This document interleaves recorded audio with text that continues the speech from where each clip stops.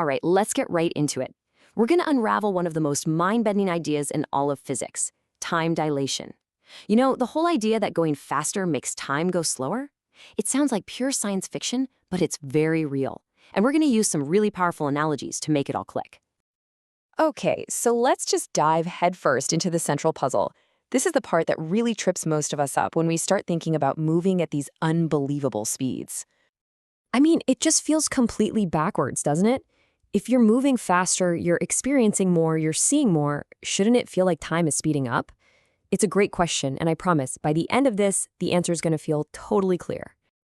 To even start to wrap our heads around this, we have to accept one massive, fundamental, totally unbreakable rule of our universe. Seriously, this is the foundation that everything else is built on. And that rule is the speed of light. It's not just a big number, it's the ultimate speed limit, the absolute ceiling. Think of it as a cosmic law that can never, ever be broken. It's the one constant that everything else in the universe is measured against.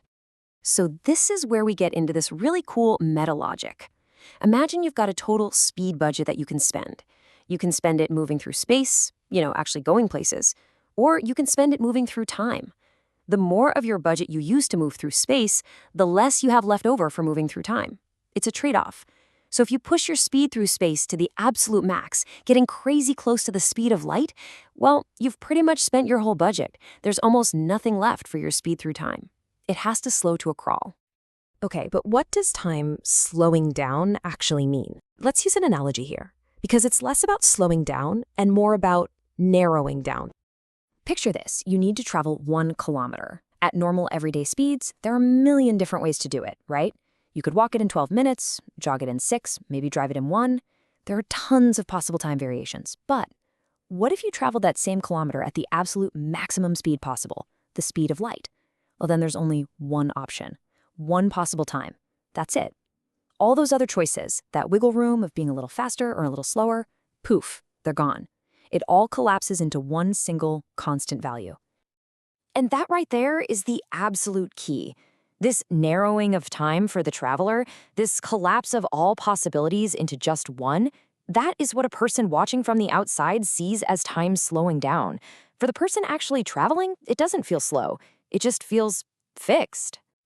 And this next part brilliantly shows how that difference in perspective creates the whole effect. Honestly, this is the real aha moment where it all just clicks into place. So check this out. For our high-speed traveler, let's say 10 different things happen, a sequence of 10 events. To them, on their watch, all of that happens in just 1 second. It's an incredibly dense, action-packed second. Now, let's look at a stationary observer watching this happen. They see the exact same 10 events. Nothing is different. But from their perspective, it takes a full 10 seconds for all that to unfold. And that's the whole magic trick. The traveler doesn't feel like they're in slow motion. Their clock isn't ticking slowly for them. Their single second is just jam-packed with way more stuff than the observer's second. The slowness isn't a physical feeling. It's just a mathematical fact that appears when you compare the two different clocks. Okay, so let's put a bow on this. Let's pull it all together into the one central idea that makes this whole thing work. The big takeaway is this. It's all about perspective. It's all relative.